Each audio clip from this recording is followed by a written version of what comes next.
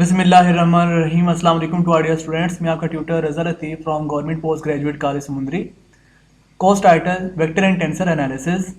Course code MTH507, lecture number 13 deliver करने जा रहा हूँ। आज जो हमारा न्यू टॉपिक है, इस टॉपिक का नेम है spherical polar coordinates. Important topic है आपके वेक्टर एंड टेंसर एनालिसिस का। इससे प्रीवियस लेक्चर में हमने जो डिस्कस लेक्चर किया था वो था सिलेंड्रिकल पोलर कोऑर्डिनेट्स। तो इन दोनों में इतना ज़्यादा डिफरेंस नहीं है, जस्ट इनकी कुछ रिस्ट्रिक्शंस होती हैं स्फेरिकल और सिलेंड्रिकल पोलर कोऑर्डिनेट्स। जस्ट उन्हीं को आप फॉलो करेंगे और आपका जो आज का टुडे लेक्चर जो है प्रीवियस लेक्चर से ही बिल्कुल अटैच्ड होगा। और जैसे जैसे आपने स्टेप्स ऑफ कंस्ट्रक्शन अंडरस्टैंड किए और आपने जो इनके रिजल्ट्स को देखा, परफॉर्म किया और ग्रेडियंट्स देखे, कर्ल देखे, डाइवर्जेंस को मूव करवाया, वैसे ही आपने स्फेरिकल फॉर्म में भी देखेंगे। और ये सिलेंड्रिकल से बिल्कुल सिमिलरिटी रखता है, बस जस्ट फ्यू डिस्ट्रिक्शंस होंगी, उनको आप फॉलो करेंगे। तो फर्स्ट ऑफ ऑल चलते हैं डियर स्टूडेंट इसकी फिगर को अंडरस्टैंड करने की तरफ। जैसे हमें सिलेंड्रिकल पोलर कोऑर्डिनेट्स की फिगर थी, वैसे ही हमारे पास स्फेरिकल पोलर कोऑर्डिनेट्स की भी फिगर होती है। तो इन दोनों की आपस में सिमिलरिटीज एक तो ये है कि दोनों आपके पास जो है ना सिलेंड्रिकल फॉर्म और स्फेरिकल फॉर्म, ये आपके पास 3 डायमेंशनल में होता है। यानी कि ये एक्स एक्सेस है, ठीक हो गया, ये हमारे पास वाई एक्सेस है और ये आपके पास जी एक्सेस है। इट्स मीन ये 3 डायमेंशनल स्पेस में एग्जिस्ट करता है। फिर आपने क्या करना है कि जो ओरिजिन होगा जहां पे 3 एक्सेस मीट करते हैं, यानी कि एक्स एक्सेस जो है, वाई एक्सेस जो है, जी एक्सेस जो है, ये मीट करते हैं only on point of intersection, जो कि पाइवोट पॉइंट है। ठीक है, इस पाइवोट पॉइंट से आपने पोजीशन वेक्टर एक ड्रॉ कर लेना है। ठीक है, ये पोजीशन वेक्टर आपका ओ से आपने इसका पॉइंट मुंतखब कर लिया है पी। ठीक है ना, तो ओ से पी हमारे पास पोजीशन वेक्टर जो है वो आपने आर वेक्टर से रिप्रेजेंट करवा दिया हुआ है। ठीक है ना, और फिर ऑनवर्ड आपने क्या करना है, ओ से आपने अनदर पोजीशन वेक्टर एक ड्रॉ करना है, वो आप रिप्रेजेंट करवा रहे हैं क्यू के अकॉर्डिंग।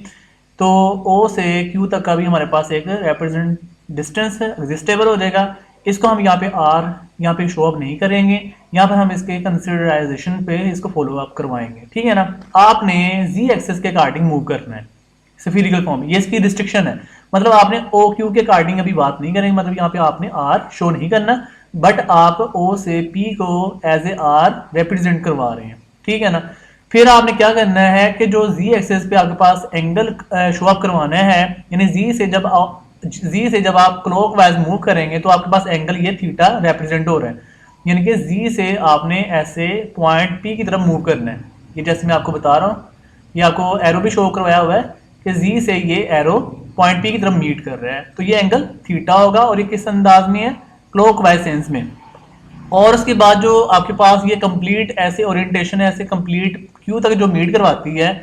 इतना तो आपने थीटा रिप्रेजेंट किया है, बट आपके पास इस पॉइंट पी से जो आपके पास ये क्यू है, यानी कि पी से क्यू तक का जो एंगल बनता है वो है 90 डिग्री माइनस थीटा। ठीक हो गया,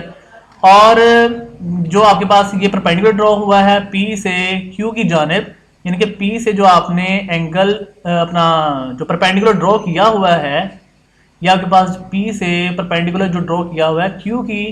तरफ, तो ये आपके पास जी के पैरेलल है। आप देख सकते हैं कि आपके पास जो जी का फॉर्म है, ये जैसे आपको अंडरस्टैंड करवाया जा रहा है, ये जी जो है यानी कि अपवर्ड फॉर्म में इसकी जो डायरेक्शन है वही आपके पास क्यू से पी की डायरेक्शन में है। तो आप फिर कह सकते हैं कि ये जो जी है इस जी के पैरेलल होगा, तो इसलिए हमने ये जी का नाम राइट कर लिया। इसी अंदाज में जो आपके पास जो वाई एक्सेस है, ये आपके पास जो वाई एक्सेस पैरेलल है, ये आपके पास इसमें इसके लिए पैरेलल है, यानी ये जो लाइन है जो क्यू से एक्स की तरफ मीट कर रही है। ठीक है ना, यानी कि जो ये वाई एक्सेस है वो एक्चुअली आपके पास इस फॉर्म के पैरेलल है। तो आप इस पे यहाँ पर वाई भी राइट कर सकते हैं। आप सभी स्टूडेंट यहाँ पे वाई राइट कर लीजिएगा, जैसे आपने प्रीवियस लेक्चर में वाई राइट किया था। और ये आपके पास जी हो गया, ये आपके पास वाई हो गया, और ये आपके पास 90 डिग्री माइनस थीटा है। और एंगल की बात की जाए तो एक्स ओ और क्यू एंगल बना रहा है, इसके अलावा जी ओ एंड पी ये भी एंगल बना रहा है। ये मैंने आपको ना एरो भी समझाया हुआ है, ये देखिए, ये मैंने ऐसे जी से ओ की तरफ जा रहे हैं, फिर ओ से ये पी की तरफ मीट कर रहे हैं, तो फिर एंगल बनेगा, angle G O P will be equal to theta. इसी तरीके से एंगल की मैंने ये देखें आपको लेड पेंसिल से बताया गया है, ये लेड पेंसिल से बताया जा रहा है कि ये इसकी डायरेक्शन है, यानी कि ये किस अंदाज में है, angle X O and Q will be equal to phi angle. ठीक है, दो एंगल इसमें इंट्रोड्यूस होंगे स्फेरिकल पोलर कोऑर्डिनेट्स के लिए, एक एंगल थीटा होगा, एक एंगल फाई होगा। तो डिस्कशन करते हैं डियर स्टूडेंट्स, इसकी थ्योरी की तरफ चलते हैं। फिगर आपको अंडरस्टैंड करवा दी गई है। लेट P इंटू यानी पोजिशन वेक्टर जो P स्पेस में है उसमें 3 डायमेंशनल है, x, y, z be any point whose projection on the X Y plane is q into X Y, यानी q जो होगा वो प्लेन में होगा, इसमें z एक्सेस इंक्लूड नहीं है, ओनली ऑन एक्स वाई पे ये लाई करता है। आप देख भी सकते हैं जो q है ये आपके पास ये q पॉइंट x पे मीट कर रहा है और ये आपके पास इस y पे ये मीट कर रहा है। ठीक हो गया, यानी कि y और ये x और y के बिटवीन आपके पास q आ रहा है, इट्स मीन ये आपके पास किस में लाई करेगा, ओनली ऑन प्लेन फॉर्म में। बट जो आपके पास p है इसमें z भी आ रहा है, इट्स मीन ये सभी में इंक्लूडेड होगा, इसमें x भी आएगा, y भी आएगा और z भी आएगा। और ये आपके पास जो p पॉइंट है हमारे पास जो स्पेस में है ये कौन कौन से पॉइंट को एग्जिस्ट कर रहा है, x, y, z, यानी कि स्पेस को एग्जिस्ट कर रहा है। स्फेरिकल पोलर कोऑर्डिनेट्स में x को रिप्लेस कर दिया जाता है r में, y को रिप्लेस कर दिया जाता है थीटा में और z को रिप्लेस कर दिया जाता है फाई में। तो सिलेंड्रिकल पोलर कोऑर्डिनेट्स में आपको क्या डिस्टिंग्विश दिखाई दे रहा था कि उसमें x is equal to r था, y is equal to theta था और z is equal to z itself था। लेकिन स्फेरिकल में आपको ये चेंजिंग, ये रिस्ट्रिक्शन दिखाई दे रही है कि z को रिप्लेस किया जा रहा है एनदर एंगल फाई में, ये इसमें न्यू चेंजिंग आ रही है। उसमें भी ये बातें हैं, x r में है, y थीटा में है, लेकिन z उसमें इटसेल्फ था, बट स्फेरिकल में z फाई में कन्वर्ट हो गया है, बस ये इसमें चेंजिंग आई है। और नेक्स्ट देखिएगा कि then the spherical polar coordinates of p are, यानी कि x replace r, y is replace by theta and z is replace by phi, minus in which OP जो पोजीशन वेक्टर है देखें O से P तक का जो डिस्टेंस है आपने रिप्रेजेंट करवाया हुआ है R के साथ, तो ये मैंने R को रिप्रेजेंट करवा दिया हुआ है, देख सकते हैं। OP पोजीशन वेक्टर आप इसके ऊपर ना ऐसे बार लगा दीजिएगा सभी स्टूडेंट, ऐसे आपने लाइन लगा देनी है बार के, तो OP position vector will be equal to R। ठीक हो गया, R इसका पोजीशन वेक्टर को शो अप कर रहा है। और angle theta is equal to angle ZOP, देख सकते हैं एंगल थीटा, ये एंगल थीटा है, ये वाला एंगल थीटा, ये किसके बिटवीन है, एंगल ZO एंड P। तो ये देखें वही लिखा हुआ है angle ZOP will be equal to theta and phi जो एंगल है ये एंगल है XOQ। तो ये देख सकते हैं एंगल X है, O है एंड Q है, एंगल XOQ के बिटवीन एंगल क्या लाई कर रहा है, एंगल फाई। तो यही मैंने राइट किया हुआ है, phi is equal to angle XOQ और OQ इक्वल होगा R cos 90 degree minus theta. ये किस अंदाज में लिखा है, जो OQ है ये देखें O से Q तक का जो डिस्टेंस है ये आपके पास होगा R, यानी कि R एंगल फॉर्म, और इसमें cos ट्रिग्नोमेट्रिक यूज होगा क्योंकि OQ जो है x एक्सिस पे लाई कर, ये जो फॉर्म है ये वाली ये आपके पास इस फॉर्म के पैरेलल है। ठीक है, तो x पे हमेशा एंगल ट्रिग्नोमेट्रिक cos होता है, तो ये होगा R cos और एंगल इसमें कौन सा, यानी कि OQ पे एंगल क्या लाई कर रहा है, ये आपके पास एंगल ये लाई कर रहा है 90 डिग्री माइनस थीटा, तो वो मैंने राइट कर दिया R cos 90 डिग्री माइनस ये वाला थीटा हो जाएगा। ठीक है, यहाँ पर हम अलाइड एंगल का इस्तेमाल करेंगे, इंटरमीडिएट लेवल पे अलाइड एंगल का चैप्टर नंबर 10 पे बहुत अच्छे अंदाज में समझाया जाता है। तो cos 90 degree minus theta by the help of allied angle से आप फॉलो करेंगे, सोल्व करेंगे तो आपको मिल जाएगा cos 90 degree minus theta is equal to sine of theta, और ये जो R है ये एज इट इज आ जाएगा, यानी कि R into cos 90 degree minus theta will be equal R sine of theta. Onward आपने ये बातें करनी है, x और आपको ऑनवर्ड आपने इनके पोजीशन शो अप करने होते हैं। x is equal to OQ cos of phi, यानी कि x एक्सिस के लिहाज से हम बात करने लगे हैं कि x एक्सिस के लिहाज से ये किस तरह का एंगल कंसीडराइजेशन करवाएगा। तो x is equal to OQ cos of phi, OQ किसके इक्वल है, आपके पास है R साइन ऑफ थीटा, ये मैंने राइट भी किया हुआ है। OQ is equal to cos of phi, OQ की वैल्यू क्या है R, ये आप देख सकते हैं ये आपके पास ओ क्यू की वैल्यू क्या है, आर साइन ऑफ थीटा। तो ओ क्यू की वैल्यू क्या आ गई, आर साइन ऑफ थीटा, और ये cos phi as it is आ गया। वाई की बात कर लें, y is equal to O Q sine of phi,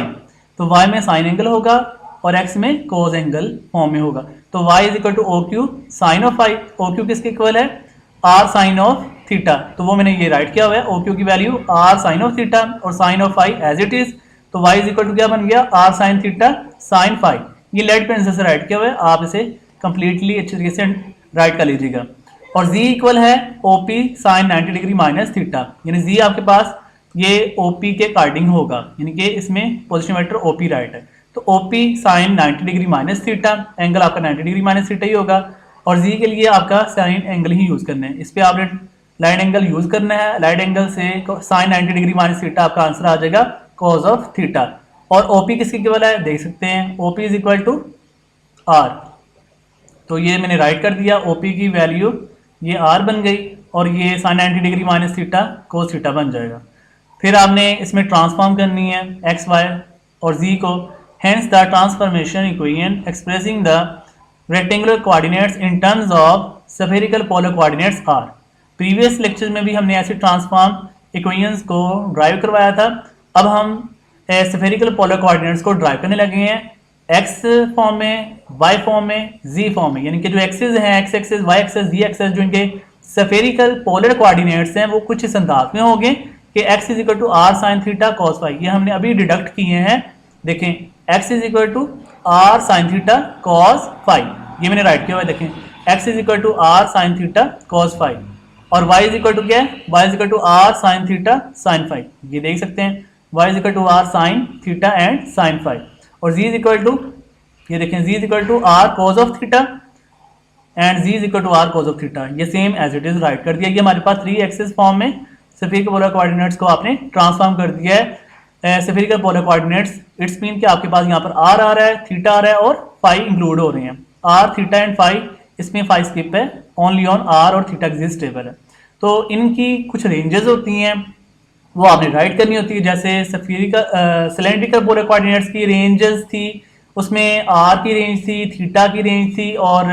z की रेंज थी। बट यहाँ पर है स्फेरिकल पोलर कोऑर्डिनेट्स और इनमें जो रेंजेस आएंगी, r की रेंज आएगी, थीटा की रेंज आएगी और एंगल फाई की रेंज आएगी, ठीक है ना। तो r की जो रेंज है एज इट इज जो सिलेंड्रिकल पोलर कोऑर्डिनेट्स में आपने देखा था, इसमें r की जो रेंज है r greater than or equal to 0 होगा, और जो थीटा की रेंज है इसमें थोड़ी सी चेंजिंग है। सिलेंड्रिकल पोलर कोऑर्डिनेट्स में थीटा की रेंज थी 0 से 2 पाई के बिटवीन और क्लोज इंटरवल था, बट इसमें थीटा की रेंज है 0 और पाई के बिटवीन होगा, यानी कि 0 और 180 डिग्री के बिटवीन एंगल होगा क्लोज इंटरवल फॉर्म में। और जो फाई है ये आपके पास कुछ इस अंदाज में है कि 0 और 2 पाई के बिटवीन होगा, बट 2 पाई इसमें ओपन इंटरवल होगा और 0 इसमें क्लोज इंटरवल होगा, ठीक है। और फाई हमारे पास ये इसकी रेंज आ जाएगी, ठीक है। ये आर की रेंज है, ये थीटा की रेंज है और ये हमारे पास फाई की रेंज है। इनको आपने माइंड में रखना होगा, इसमें कोई मिस्टेक ना आप करिएगा। और ये एक्स आपने वाई और जी जो है ट्रांसफॉर्म जो है इनको आपने माइंड में रखना है, इनका आगे यूज होता है, ठीक है। ये एमसीक्यूज भी बन सकते हैं यहाँ से। नेक्स्ट ऑनवर्ड हम करते हैं इनके यूनिट वेक्टर्स को ओरिएंटेशन फॉर्म में इंक्लूड करवाएंगे। Unit vectors in spherical coordinates, या फिर ये भी कह सकते हैं यूनिट वेक्टर्स इन स्फेरिकल पोलर कोऑर्डिनेट सिस्टम, ठीक है। तो इसके लिए इंट्रोड्यूस इसका किया गया है, the position vectors of any point p into X comma Y comma Z in spherical polar coordinates is given by. तो वो प्रीवियस लेक्चर में सिलेंड्रिकल फॉर्म में मैंने कैपिटल आर वेक्टर लिया था, इसमें मैं स्मॉल आर वेक्टर लेने लगा हूँ, कोई इशू नहीं है, आप यहाँ पर कैपिटल आर वेक्टर ही ले लें। जस्ट मैंने थोड़ा सा डिफरेंस शो करने के लिए आपको यहाँ पर स्मॉल आर वेक्टर ले लिया है कि आपको कैपिटल आर वेक्टर से बिल्कुल यही आइडिया ना हो कि ये हम सिलेंड्रिकल कर रहे हैं। मैंने इसलिए कैपिटल आर वेक्टर को स्मॉल आर वेक्टर में चेंज कर दिया है ताकि आपको कुछ ना कुछ डिस्टिंग्विश, कोई ना कोई फर्क जरूर दिखाई दे, ठीक है। मैंने इसलिए स्मॉल आर वेक्टर ले लिया, आप कैपिटल आर वेक्टर भी ले सकते हैं। तो ये देखने लिखा उसी के इक्वल है, जैसे capital R vector is equal to था एक्स आई प्लस वाई जे प्लस जी के, तो ये देखें स्मॉल आर वेक्टर भी वैसे भी लिखा हुआ है, small r vector is equal to x I plus Y J plus ji k. अब हम ना क्या करेंगे, एक्स की वैल्यू को रिप्लेस करेंगे। एक्स की ट्रांसफॉर्म है are sine theta cos phi I hat as it is plus y की ट्रांसफॉर्म है are sine theta sine phi, ठीक है, j hat as it is plus z की ट्रांसफॉर्म है plus R cos of theta into k hat. फिर आपने यहां से पार्शियल डेरिवेटिव्स फाइंड करने हैं। पार्शियल डेरिवेटिव r का फाइंड करेंगे, ये r वेक्टर, और थीटा का फाइंड करेंगे और फाई का फाइंड करेंगे, यानी कि 3 पार्शियल डेरिवेटिव्स आपने इस कंप्लीट रिलेशन से फाइंड करने हैं। यानी कि पार्शियल स्मॉल r ओवर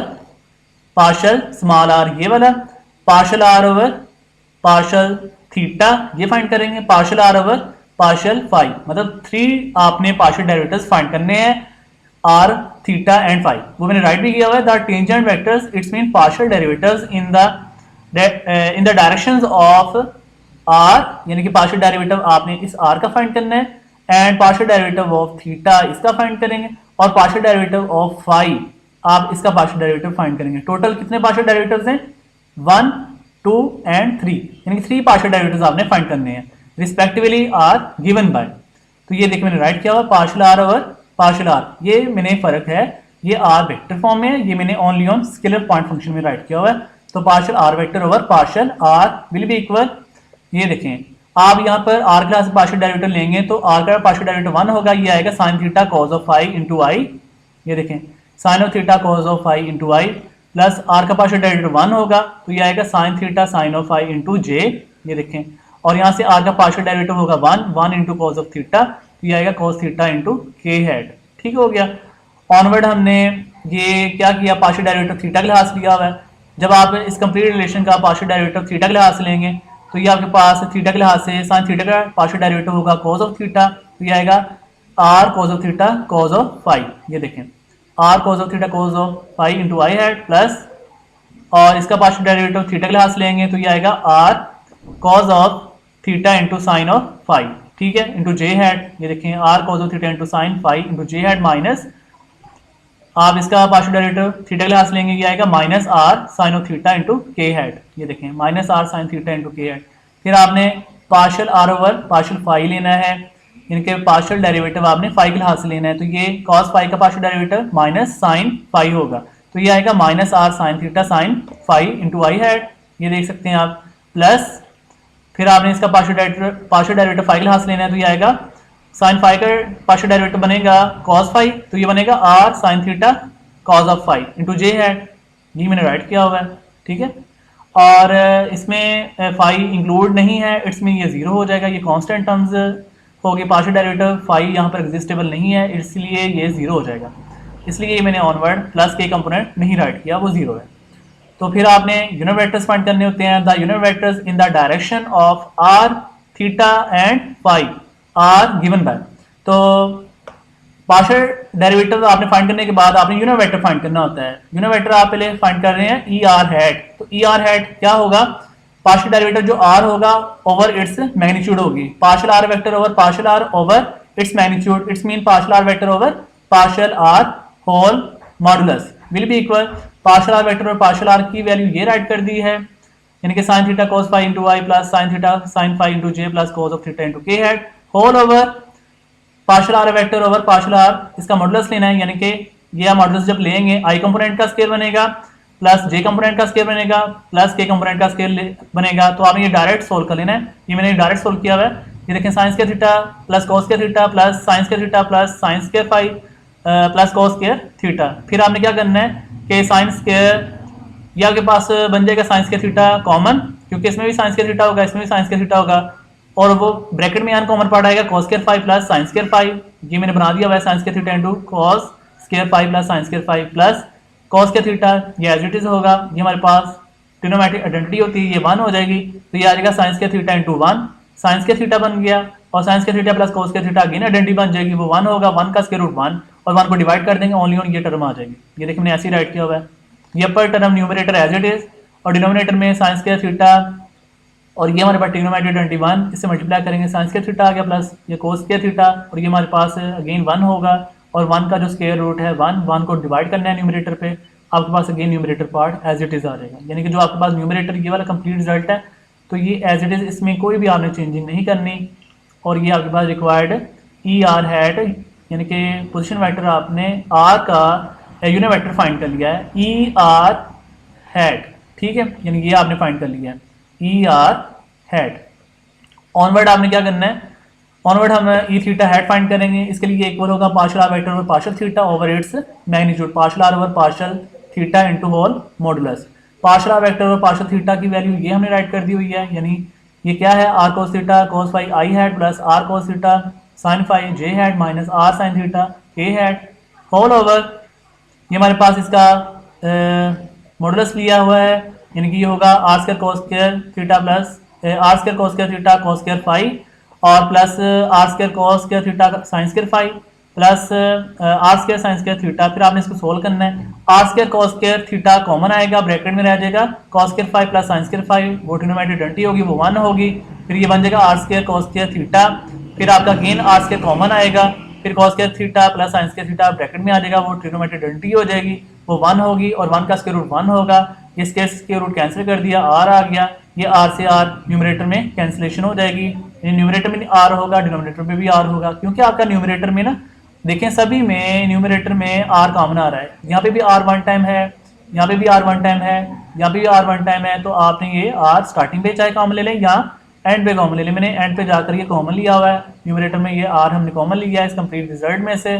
और डिनोमिनेटर में भी आपका आर स्क्वायर और ये हमारे पास डिनोमिनेटर आइडेंटिटी होती है 1 हो गई और 1 का स्क्वायर रूट 1 आ गया, तो ये आर से ये आर मैंने कैंसिल कर दिया, तो आपके पास रिमेनिंग पार्ट ये बन जाएगा cos theta cos phi into i hat और plus cos theta sine phi into j hat minus sine theta into k hat. इसी तरीके से आपने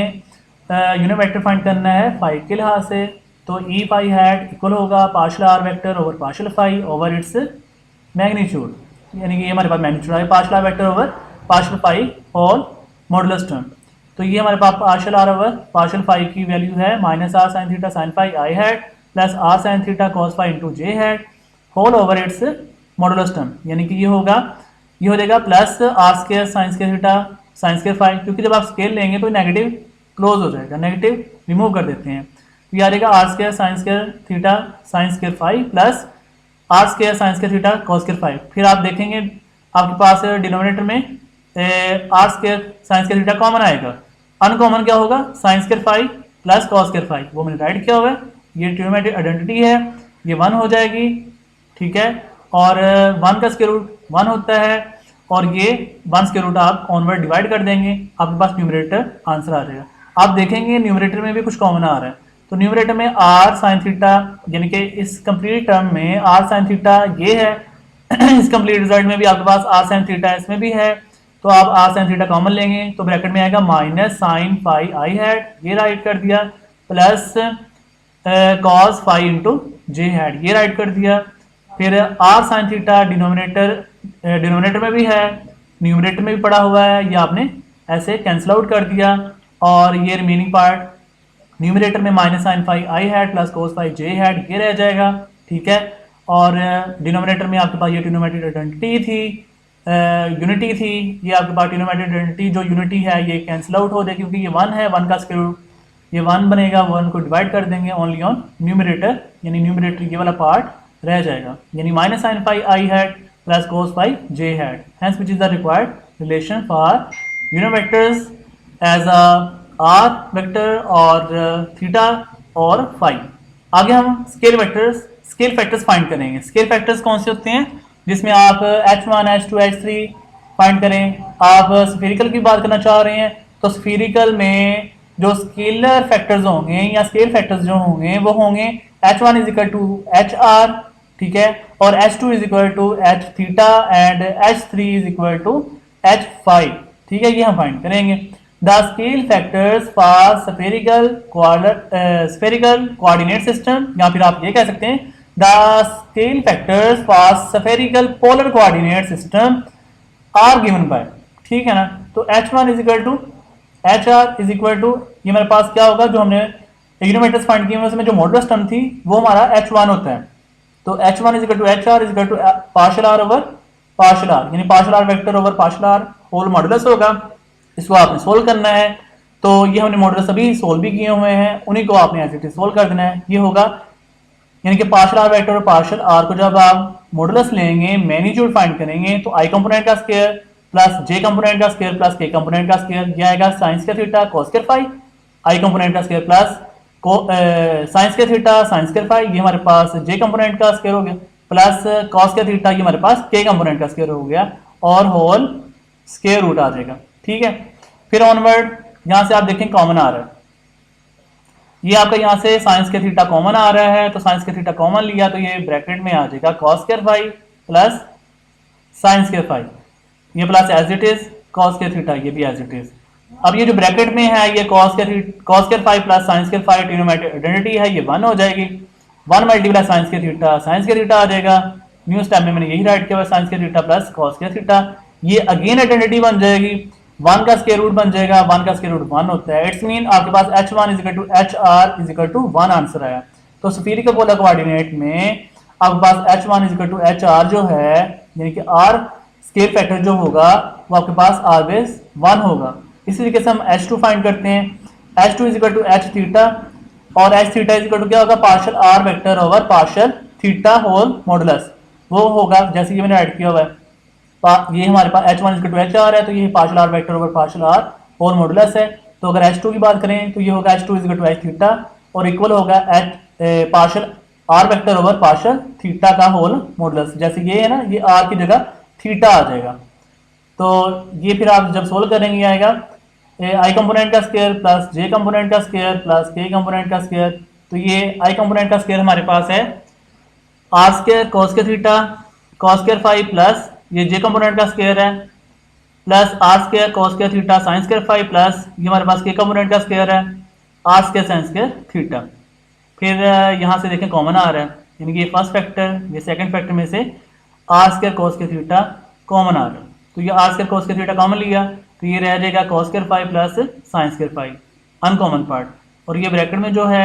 ये ट्रिग्नोमेट्रिक आइडेंटिटी है 1 होगी, 1 multiply r square sine r square cos square theta, या r square cos square theta plus are square sine square theta as it is है, और फिर आर स्क्वायर कॉमन आ रहा है तो cos square theta plus sine square theta unity हो जाएगी, ट्रिग्नोमेट्रिक आइडेंटिटी है 1 हो जाएगी, तो are square into 1 R square, और आर स्क्वायर का जो स्क्वायर रूट होगा वो आर के इक्वल आ जाएगा। इट्स मीन कि h2 h थीटा, जो थीटा का जो स्केल फैक्टर होगा यानी h2 h theta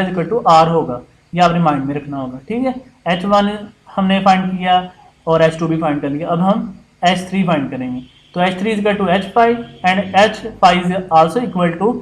partial r vector over partial phi whole modulus, equal होगा i कंपोनेंट का स्क्वायर प्लस j कंपोनेंट का स्क्वायर, इसमें k कंपोनेंट 0 होता है वो नहीं लिखेंगे, तो are square sine square theta sine square phi plus are square sine square theta cos square phi, तो कॉमन देखें r square sine square theta common आ रहा है तो वहाँ हमने कॉमन ले लिया, और ब्रैकेट में रह जाएगा sine square phi plus cos square phi, तो ये हमारे पास ट्रिग्नोमेट्रिक आइडेंटिटी है 1 होगी, 1 multiply r square sine square theta into का होल स्क्वायर रूट है, तो are square sine square theta whole square root आपने कैंसिल आउट करना है, तो ये रिमेनिंग आ जाएगा आर साइन ऑफ थीटा, तो ये हमारे पास रिमेनिंग कंप्लीट रिजल्ट डिडक्ट हो गया है, यानी कि हमने फाइनली क्या इंट्रोड्यूस करवा दिया, hence scale factors are h1 HR 1, ये आपने माइंड में बात रखनी है या आपने जहन में बात रखनी है एमसीक्यूज के अकॉर्डिंग, और h2 h थीटा r, और h3 h5 r sine of theta. ये आपको स्फीरिकल पोलर कोऑर्डिनेट्स के लिए बात एग्जिस्टेबल, मतलब आपने बिल्कुल ये जहन में रखनी है कि h1 HR 1 होता है, h2 h थीटा r होता है, और h3 h5 r sine of theta होता है। तो ये लास्ट इसके साथ एक हमारे पास रिमार्क भी है, expression for the curl in curvilinear coordinate system, हमने कर्विलिनियर कोऑर्डिनेट सिस्टम के अकॉर्डिंग स्फीरिकल पोलर कोऑर्डिनेट्स को जनरेट करवाना है कर्ल की फॉर्म में, और ये हमारे पास रिजल्ट डिडक्ट है, इसको हम बाकायदा नेक्स्ट लेक्चर में कंप्लीट वेरीफाइड भी करेंगे कि कर्ल की फॉर्म के लिए ये जो रिजल्ट है ना जो मैंने ये राइट किया हुआ है, इसको बाकायदा मैं स्फीरिकल पोलर कोऑर्डिनेट्स के अकॉर्डिंग इसको ओपन करके दिखाऊंगा, और ये आपको वो शो अप करवाऊंगा कि स्फीरिकल पोलर कोऑर्डिनेट सिस्टम में कर्विलिनियर कोऑर्डिनेट सिस्टम जो ऑर्थोगोनैलिटी होती है वो आपको किस तरह ओपनलाइज होगी, यानी ये कंप्लीट जो रिजल्ट है ना जो मैं ये सर्कल आउट कर रहा हूँ, ये आपको मैं स्फीरिकल पोलर कोऑर्डिनेट सिस्टम के लिए शो अप करके दिखाऊंगा कि इसमें स्केल फैक्टर्स क्या क्या अपनी वैल्यूज का इजहार कर सकते हैं, तो ये थोड़ा सा अंडरस्टैंड कर लीजिएगा। तो ये expression for the curl in curvilinear coordinate system है, we know that in curvilinear coordinate expression for curl is given by, यानी कि आपने expression for curl in curvilinear coordinate system में कंप्लीट ड्राइव भी किया हुआ है। ये वही रिजल्ट है जो मैंने आपको ड्राइव करके अंडरस्टैंड करवाया हुआ है। ये आपने यहाँ पर माइंड में रखते हुए आपने डायरेक्टली स्फेरिकल पोलर कोऑर्डिनेट्स में यूज करना है। तो curl A it's mean del cross A. जब भी कर्ल ए आए तो आपके फौरन माइंड में बात आनी चाहिए कि कर्ल की वजह से डेल क्रॉस होता है, यानी डेल ऑपरेटर है जो कि आपके पास याद है, आपको डेल ऑपरेटर मैंने कहा था partial over partial x into आई plus partial over partial y into जे plus partial over partial z into k component. ठीक हो गया। तो ये ए वेक्टर से जब भी कर्ल होगा it's mean del cross A होगा। अगर ये डाइवर्जेंस होता ना तो फिर कहना था डेल डॉट ए। अगर ग्रेडियंट होता ना तो फिर कहना था डेल ऑफ ए। ना डॉट आएगा ग्रेडियंट में ना क्रॉस आएगा। तो कर्ल ए इट्स में डेल क्रॉस ए इक्वल होगा 1 bye h1 h2 h3 whole साथ में आएगा, होल फॉर्म में आएगा डिटर्मिनेंट। ये हमने डिटर्मिनेंट राइट किया हुआ है। डिटर्मिनेंट में जो फर्स्ट रो होगी वो आपके पास यूनिट वेक्टर और स्केल फैक्टर्स का प्रोडक्ट होता है, यानी E1 हैट H1 I की रिप्लेसमेंट में, E2 hat H2 J component की रिप्लेसमेंट में, E3 hat H3 K component की रिप्लेसमेंट में। और सेकंड रो जो होगी आपके पास डेल ऑपरेटर होता है, यानी कि I कंपोनेंट की जगह पार्शियल ओवर पार्शियल U1 और J कंपोनेंट की जगह पार्शियल ओवर पार्शियल U2 और K कंपोनेंट की रिप्लेसमेंट में पार्शियल ओवर पार्शियल U3। और जो थर्ड रो होगी ये आपके पास ए वेक्टर और स्केल फैक्टर का प्रोडक्ट होगा, यानी A1 H1 I रिप्लेसमेंट में आएगा, A2 H2 J रिप्लेसमेंट में आएगा, A3 H3 K रिप्लेसमेंट में होल्ड होगा। तो इसको जब मैं नेक्स्ट लेक्चर में आपको इंट्रोड्यूस करवाऊंगा उसमें मैं आपको बताऊंगा कि H1 H2 H3 की वैल्यू पुट करनी है। मतलब मैं ना आपको बताऊंगा H1 is equal to HR and HR is equal to 1 और H2 is equal to H theta and H theta is equal to R, H3 is equal to H5 and H5 is equal to R sine of theta. ये देख सकते हैं R sine of theta. तो फिर E1 hat इसका result होगा और H1 जो है इसके लिए मतलब आपने E1 हैट को तो कुछ भी नहीं करना, E2 हैट भी कुछ नहीं करेंगे, E3 हैट भी नहीं, आपने H1 H2 और H3 की वैल्यू पुटिंग कर देनी है। ठीक है, यहाँ पे भी ऐसे करेंगे H1 H2 और H3 की भी वैल्यू जैसे हमने यहाँ पे इंट्रोड्यूस करवाएंगे। तो वो नेक्स्ट लेक्चर में इंशाल्लाह कंप्लीट आपको अंडरस्टैंड करवाया जाएगा। होपफुली आज स्टूडेंट आज के लेक्चर को कंप्लीट अंडरस्टैंड कर लिया होगा। अगर आज के लेक्चर में फिर भी किसी स्टूडेंट को कोई कंफ्यूजन हो तो अपना क्वेश्चन कर सकते हैं और अपने कॉन्सेप्ट्स अंडरस्टैंड कीजिएगा। ठीक है, और जैसे जैसे आपको लेक्चर्स करवाए जा रहे हैं आप इनको डेली बेसिस पे याद करिएगा और अंडरस्टैंड करिएगा। जहाँ से कोई कंफ्यूजन बने आप क्वेश्चन कर सकते हैं, आपको कंप्लीट अंडरस्टैंड इंशाल्लाह गाइडेंस करवाई जाएगी। तो ख्याल रखिएगा डियर स्टूडेंट्स, दुआ में याद रखना। अल्लाह हाफिज़ एंड स्टे ब्लेस्ड।